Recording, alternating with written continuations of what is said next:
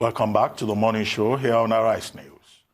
It's now time to turn our attention to the unfolding story of the ECO, French West Africa's new currency and the proposed single currency for the whole of West Africa, which has effectively taken the place of the CFA.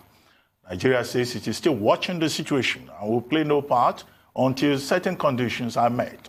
The ECO itself has been pegged to the euro, we're told. What is behind this action, executed at the total exclusion of the rest of the West African sub-region, remains curious. Is Nigeria's position on this the right way to go? And what are the likely implications of the ECO for the West African Monetary Union? To discuss this, we're now being joined by Bismarck Rewane, Chief Executive Officer of Financial Derivatives Limited, and member of the Presidential Economic Advisory Council. Mr. Rewane, welcome to the morning welcome show. To the program. Good morning. And Happy New Year. First time. Happy New Decade. We're seeing you this year. I mean, there's been so much talk about, the single currency for the ECOWAS countries. And this has been on for about 30 years. Yeah. In fact, it should have been concluded since 20 years ago. Yeah. And now the Francophone countries, plus Guinea-Bissau, have taken the decision to adopt the ECO. Ghana says, we are also interested, but we don't want the ECO pegged to the euro. And then Nigeria just issues two sentences and says, we will study the situation. What's your comment on Nigeria's position? First of all, it comes back to the fundamental issues that the way I see it is that the things outside our control are more than the things within our control. The global momentum, economic momentum, oil markets, non-oil markets, are driving economic decisions within domestic economic decisions. Therefore, you either have to be strategic or tactically responsive in a good time. The ECO is taken over from the CFA franc. The CFA started in 1945. It's an arrangement between the French Treasury and the French-speaking African countries. So what happened? The arrangement was that the French-speaking countries leave 50% of their reserves in the French Treasury, and the French government guarantees a certain parity between the CFA franc the French franc at that time and the CFA franc. When the French joined the European Union, customs union, no difference. When the French joined the single currency, the French guaranteed parity between the CFA franc, a guaranteed exchange rate, and in other words, guaranteed convertibility based on the French economy. Now, don't forget that there are two types of colonial masters. There was the British colonial master who practiced indirect rule, and was the French system which practiced assimilation. Assimilation means that you are part of France. Championed by Leopold Senghor, right? Whilst the other guy in Guinea, Sekou Touré, went for independence and actually merged his country with Ghana under Nkrumah. And was why they shut destroyed down. Guinea. Guinea was brought down. So this is you see, Nkrumah wrote a book called Neocolonialism is the Last Stage of Imperialism. And so I'm giving that historical perspective so you know where it is. This didn't just start overnight. The time between a customs union and a single currency, even in Europe, took about 15 years. Between the Maastricht Treaty, the customs union, and then the euro as a single currency, there are regional convergence criteria, and it comes with many risks. Now, the thing is that I use this balance that, look, if you are in turbulence in an aircraft, and they say if the oxygen mask drops, first of all, put it on your nose before you put that on your child.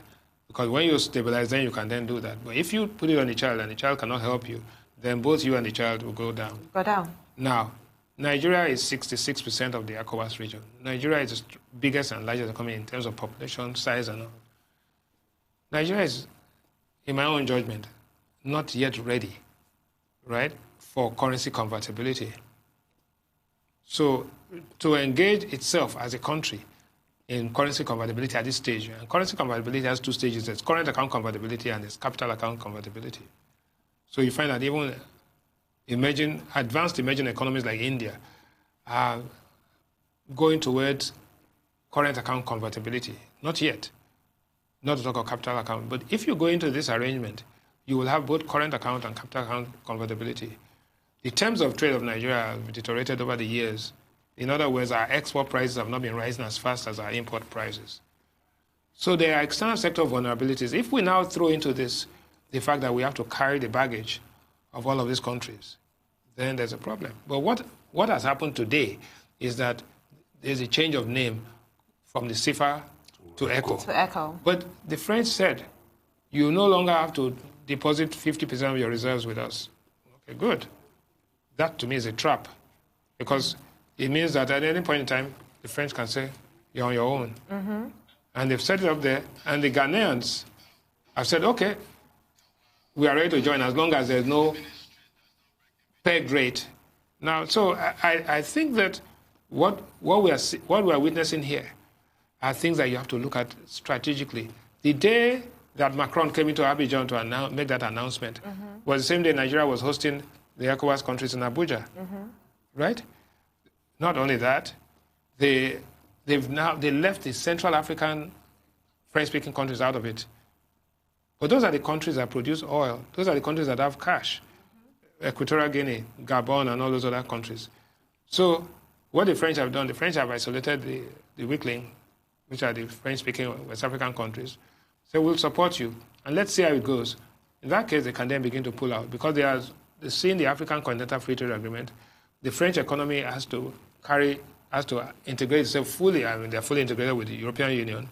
And so the appendix or the appendages of African colonial carryover is not that significant. Okay. Well, I mean, I get the impression that there's politics involved. A lot. And in some of the reactions, people have made some political statements. They've said, one, this is an attempt to put Nigeria in a difficult situation because of the border closure, and that maybe that's why Ghana is so enthusiastic about it, to see it as some kind of retaliatory move against Nigeria. That's one. Two, there are persons who have said the point you have made about neocolonialism. Three, the point about the authority of the heads of state of West African countries. They met last, I think, in Guinea-Conakry. Yes. And they were supposed to, at their next meeting, consider this. But it looks like Alassane Ouattara, just went ahead with the backing of Macron to make an announcement that should be, in fact, a collective announcement. Absolutely.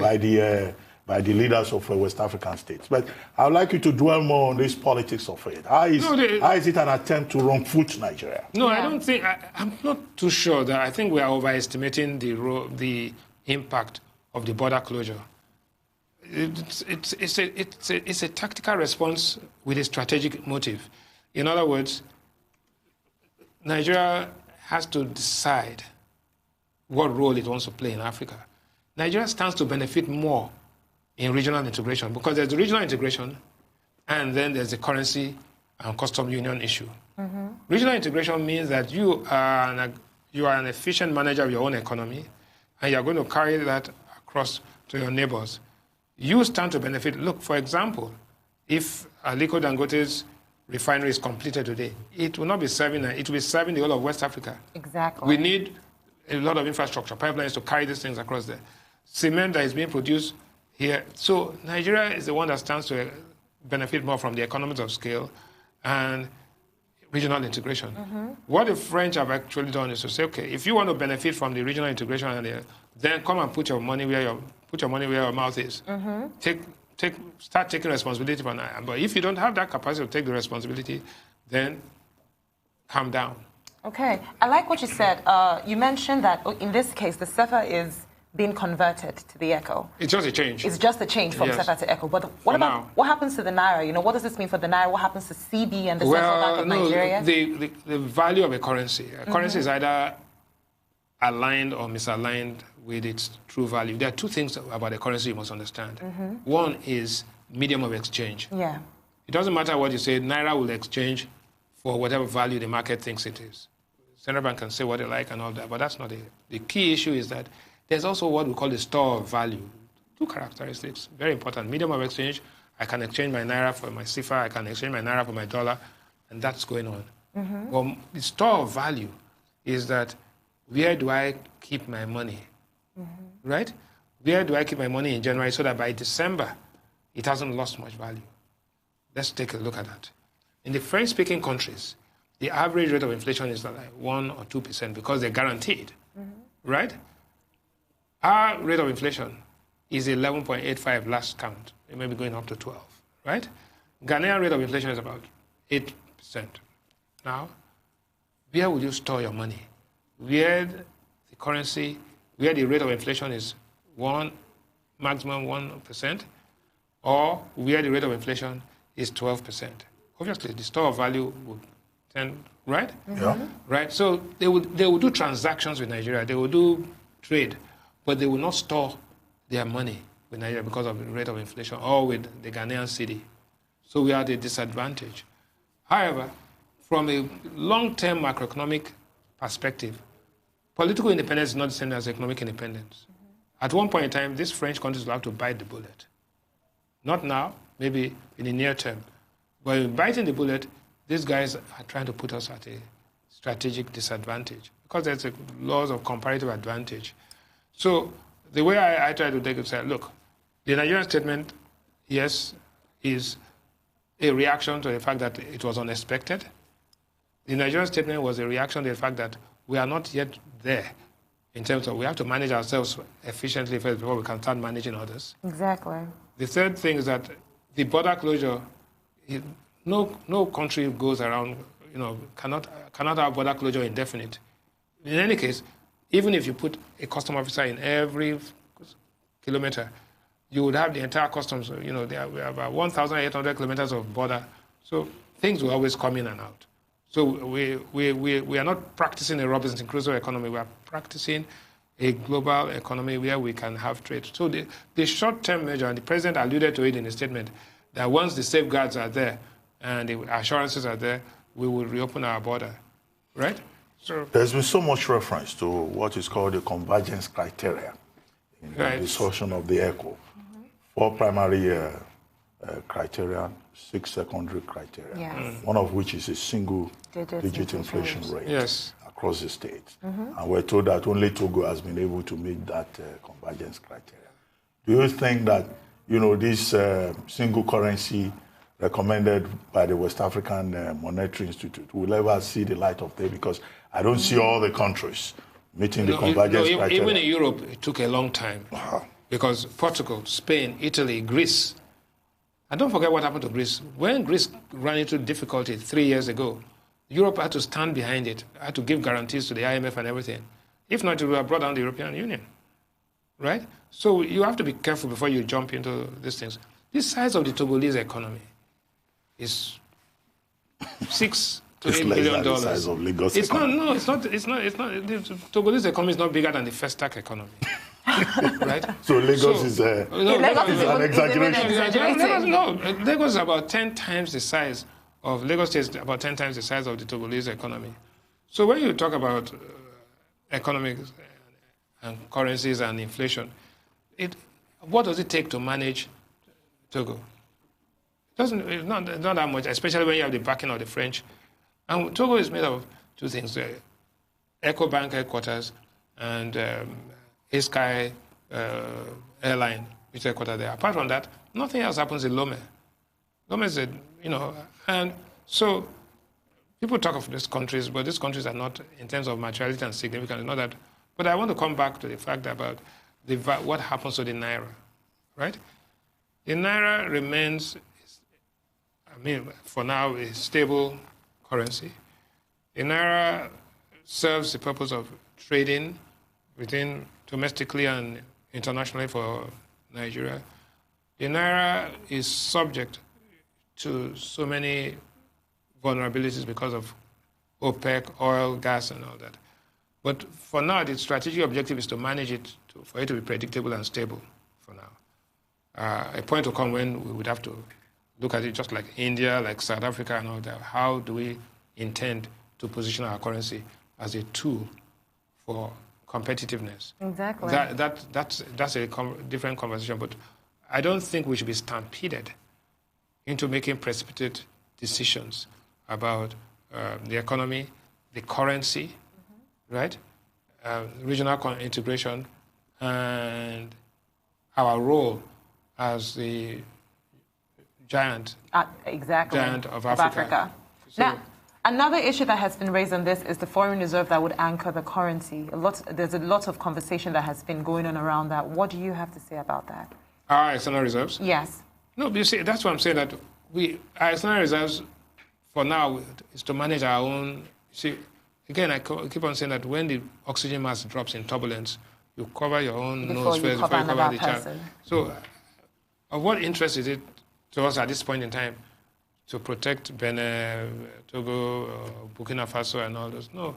We have strategic relationships with them. Mm-hmm. For example, the river Niger starts from the Futajolan Mountains all the way up to other countries. If we don't provide power to those countries and they dam the river Niger, then that's the end of Kainji Dam for us. Yes. So we have those kind of strategic relationships. That we can't. We have certain things that we have to do. We pick up the bills of certain countries because we don't want the people running across. Come into Nigeria. So there are loads and loads of things, but it brings up the question that how do you want to manage your economy efficiently first? Then how do you want to benefit from economies of scale and regional integration? And then how many other people are interested externally in West Africa? Because nobody's talking about Cameroon, Gabon, Equatorial Guinea, and the Central African countries. So for now, Nigeria as the biggest economy, Nigeria as the main beneficiary of regional integration when the time is right, Nigeria as having the strongest currency, as it were, in West Africa, now has to concentrate more on how to manage its own economy much more efficiently, because you're only as good as your economic strength is. And I think that's the key. Well, I mean, in responding to this development, some persons have suggested, as part of Nigeria's strategy of engagement, that Nigeria, while protecting its own interests, should also liaise with Anglophone countries, where Ghana has already made its position. There are other Anglophone countries. You have Liberia, you have Sierra Leone, you have Gambia.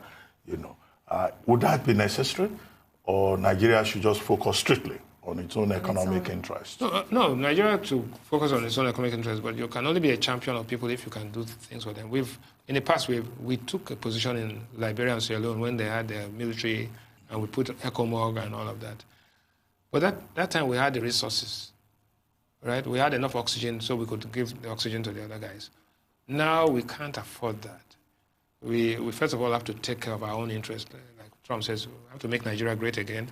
We have to make Nigeria reliable. We have to make it strong. We have to make it as efficient as we can. But don't forget that we still have to. We are the beneficiaries of the regional integration. Mm-hmm. Look, if we have African World Airlines, we have Arik here, we have Airpeace. You can see what the African World Airline is doing in terms of they have dominated the Lagos-Accra route. That was our... But it's not owned by Nigeria. No, it's a Ghanaian airline. Private airline. Now, there's so many of those things that are happening. Nigerian banks are all across. When you look at the main banks with African footprints and African strategic intent, there's ETI, which is essentially a Nigerian bank, EcoBank, headquartered in Lome. Mm-hmm. There's Standard Bank of South Africa, which is Stanbic. Then there's UBA. And now Access Bank is now in the fray. Yes. So when you talk about African footprints and those who benefit, look at Dangote is in about 12 African countries. It's all over the place. Mm-hmm. So Nigerian multinationals are now becoming... to get visa to most of those countries. Most of those countries. No, we are there. I think even South Africa is going to give us 10-year visas. Wow. The reality is that we have to now become extremely strategic. So there's what you call economic diplomacy and engagement. Here we now say, this is how we handle the South Africa xenophobic was good. Okay, fine. You guys have corporates here. You have MTN, you have Sasol, you have ShopRite, and all these other things. We need some entry into your own markets so that we can get things done under African Continental Free Trade. So South Africa which flies in here, we don't have a counterparty airline flying into that. So there are so many things that we have to now start making ourselves competitive. So we have to incentivize investors to come into our country. Mm-hmm. We have to help our own African and Nigerian companies to invest in these other African countries and get the benefit of it. Because we are Africa. Well, let me raise a question about foreign policy. Yes. You know, the foreign policy wonks, they tell us all the time that Africa is the centerpiece of Nigeria's foreign policy process. Yeah. And we got to a point in our diplomacy in the continent that if our domestic policy was almost subordinated to foreign policy. Nigeria was busy doing across West Africa and Africa what it was not doing for its people at home. Do you see a shift?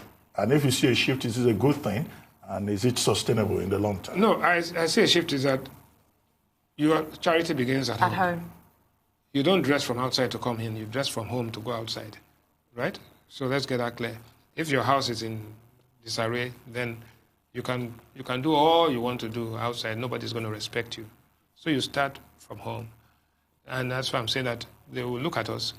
If your rate of inflation is 12.8 and your rate of interest on your treasury bills is as low as 4%, people will know that, look, as a store of value, I'm going to be wary about. I will use this currency as a medium of exchange. There will be foreign portfolio investors who will come in for short-term gains.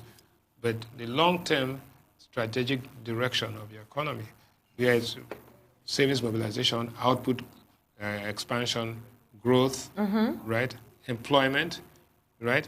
Those things will be driven by how efficient you are in managing your economy. Absolutely. So if you don't at home, if you don't do that, economic diplomacy is of no use.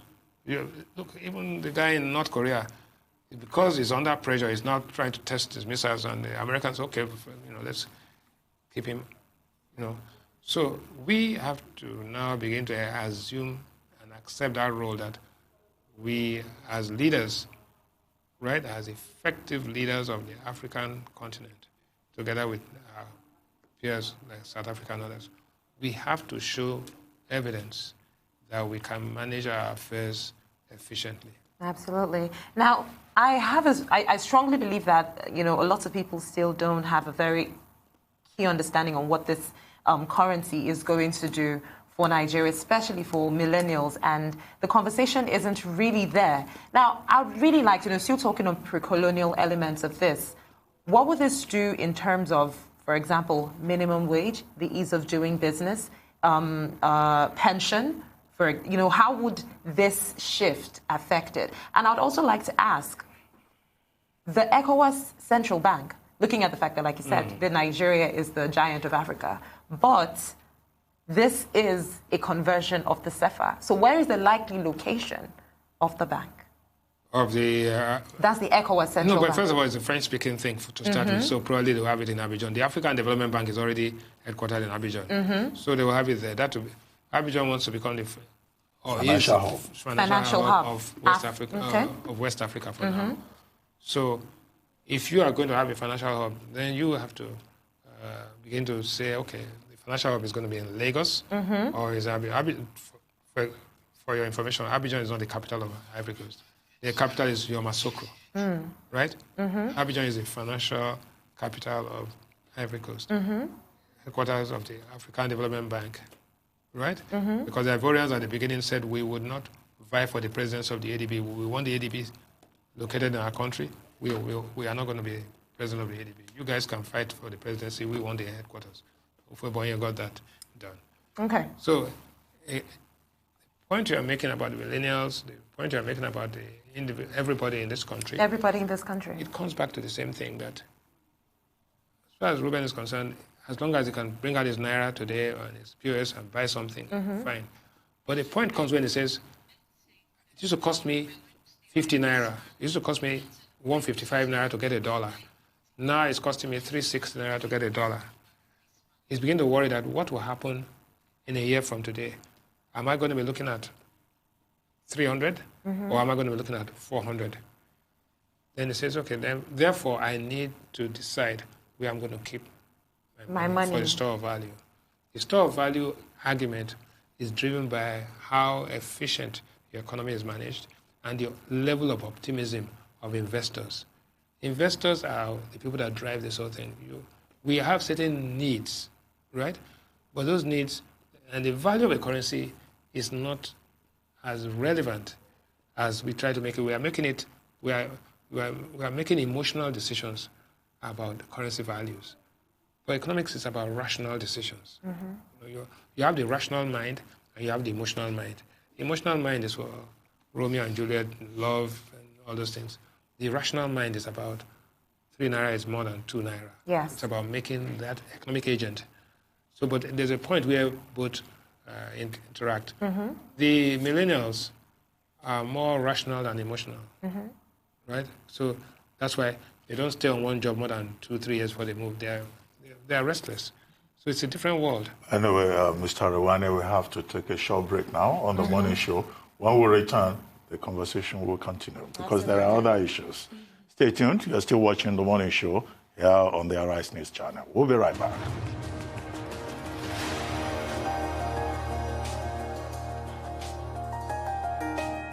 Welcome back to the morning show here on the Arise News channel. Still with us in the studio, we have Bismarck Rewane, Chief Executive Officer of Financial Derivatives Limited and member Presidential Economic Advisory Council. And he's been talking about the ECO, the proposed single currency within the West African region. But if we could move away quickly from the ECO and look at some other issues. The last time you were here, we were talking about the economic outlook for 2020. But I read, I think it's an interview you gave a newspaper, where you were saying the outlook will still be positive, and that the payment of the new national minimum wage may even encourage prosperity. I hope I'm quoting you right. Well, even if inflation may be a problem, you qualified it. Yes. But how optimistic are you that these state governments will end up paying the new national minimum wage early enough? Because that's a major problem now. Many of the states have not done consequential adjustment. And if you count 1, 2, 3, 4, 5, maybe as at the last count, we don't have more than 5 states that have shown seriousness. No, the states will, and I'll tell you why. When? How soon? No, wait. The new VAT law, whatever it is, will be passed any moment from now. The finance... Yes, 7.5% increase in the VAT. Yes. From 5% to 7.5%. 85% of that revenue will go to the states, only 15% to the federal government. That's true. So that's one. 2, there's the rate of exchange between the state governments, federal government, and the Central Bank of Nigeria. There are some internal adjustments that will take place in that respect, which will give the states and the federal government additional revenue from that source. There are certain productivity things that are going to be, but generally speaking, the impact, when you take the total amount of salary increase, both at the federal and the state level, as a percentage of total money supply, the impact is not going to be that much. What is more important is that you are increasing salaries and productivity is not increasing. So output, there's an issue. So what are the output constraints? The output constraints are things like where the infrastructure bottlenecks are. In other words, things like railroad, power stations and all that. Those investments are now some of them being commissioned, some of them being commenced. But there's a time lag between when those projects will take off and the impact. But the impact, because they are debottlenecking the economy, will be quite significant in terms of output. But going back, the most important thing is how do we incentivize everybody here to invest? Right? To incentivize Nigerians to invest and international investors to take a positive look at this economy, we need to start acting differently. We can't be seen to harass our guests. When I say our guests, Nigerian investors and international investors. There's nothing wrong in companies making profit. We can't look at profit as if it's a crime, right? As long as there's a CSR dimension. Well, but the thing is that attitude, right? Regulation, policy making, all that, collaborating positively with investors is very important. I think the president's letter yesterday was quite spot on. He not only highlighted the things that you had to do, and he also summarized at the end that these key things are going to happen. So you could touch. They were tangibles and specifics. You could touch it, right? That's a sea change. That's totally different from what we are used to. We're used to getting. Because you could see a sense of accountability. You could see a sense of accountability because I owe you this. That's why you voted for the leadership that you have.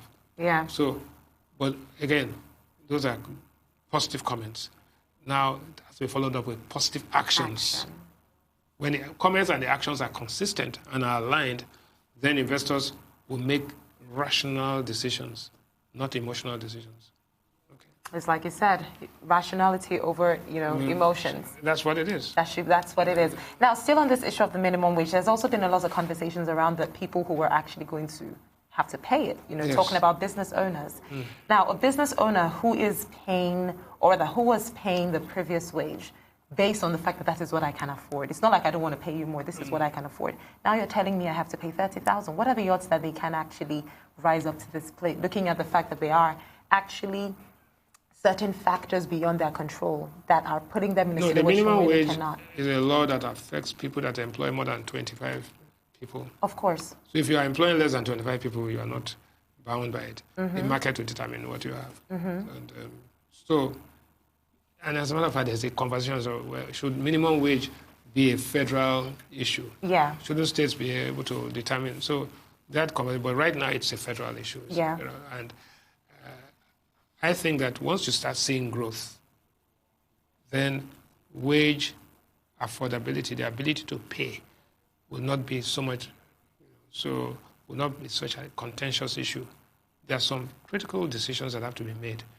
And you're going to see that maybe as power supply, if something happens significantly about power supply, better power, because the president has instructed and has said that by July we will have some kind of change in the cost-reflective tariffs. There's engagement in terms of transmission capacity to take idle power to the discos. If those things are done, you'll find that the number of people that are sitting now idle waiting for power to come to produce, if those people are in production, we will definitely see some output gains. Because right now, we are celebrating 2.3% to 2.5%. We are celebrating that, forgetting that 10 years ago, we grew at 8 and 9%. Wow. Right? So when you start when the new normal is that you are celebrating 2.3% growth, when your population growth is 3%, you are actually celebrating failure, right? So I qualify what Reuben talked about, that I was quoted as saying that, yes, it is true that the economy has improved, but has it got to the point where we can say, yes, the people are going to be richer? Because you are growing at a rate slower than your population, and therefore your income per capita is actually declining. Yes. So in dollar terms, people are getting more. And that is why a lot of your people are immigrating to Canada and all that, because they are running to browner pastures. I don't want to say greener pastures. Browner? Well, there's green, brown before ash, Anyway, let's go back briefly to this eco thing. Yeah. I mean, the SEFA reform has been praised by the IMF. And even the president of the African Development Bank, Akinwumi Adesina, when he came, he even sounded more excited and optimistic than the IMF. But most of the people who have criticized it and who have said Nigeria is in order to express caution, there are people in Nigeria, chambers of commerce, professors of economics, economics and all that. Is there something that the IMF and the African Development Bank have seen that we have not seen yet? No, obviously. On the ground here. Well, the truth is that the IMF, the African Development Bank, and others are looking at all the countries. They know that your potential GDP is growing at a rate much faster than your real GDP, which means that you're uncompetitive. And they think that this whole thing will force a situation where you become much more efficient in managing your economy and allow. But I'm saying that the time for it, right? My understanding is that, yes, we cannot just jump into it without being prepared. Nigeria needs at least, I would say my judgment, 12, 18, 24 months to tidy up things and then know that all our factors of production are priced in equilibrium, and therefore you will not have, unintended consequences. So the IMF and the World Bank and the ADB are not saying that do it today. They are saying that is the first step towards regional and regional integration benefits you, Nigeria, more than anything else. But there are certain things you need to do, and you cannot wait indefinitely. So some of those decisions that we are deferring, things like petroleum products, it is 333 naira per liter in Ghana, while it is 145 naira per liter here. And I don't care what you say, people are going to move products. You can put the entire Nigerian army on the border, they will be the ones that will even help do it. Move them. Because it's rational. It's an economic decision. Yeah. Right? And in economics, equilibrium will be found one way or the other because you have created gaps because of your pricing policy. So those pricing policies that are inefficient, that lead to disequilibrium, will have to be eliminated. And I think that's what I hear the World Bank and the IMF and others saying. So some other economic patriots, they see it as a conspiracy against Nigeria. No, there's no conspiracy against Nigeria. There's a market forces will always win in the end. So you have to be prepared. You have to see as much as possible how you can actually determine and force the market to play in your favor. That's what Nigeria is going to have to do. Yeah. Now, Okay. We discussed earlier that, for me, I feel like we're placed, based on the analysis that you've given so far, it feels like we've been placed in between a rock and a hard place. Yes, we are. In terms of our hand is being forced to do this, but then at the same time, we don't have the time to put ourselves in order. So what's going to happen? No, what's going to happen is this, that it's going to force us to do those things that we have to do. We'll do it faster and much more efficiently. Right? Mm-hmm. So before, it was not even on the agenda. Oh, ECHO, forget it's not going to happen. Mm-hmm. I was one of those who said, look, that's it. It's another pie in the sky. Now, we now know that, wait a minute, it's not just, it's now a reality.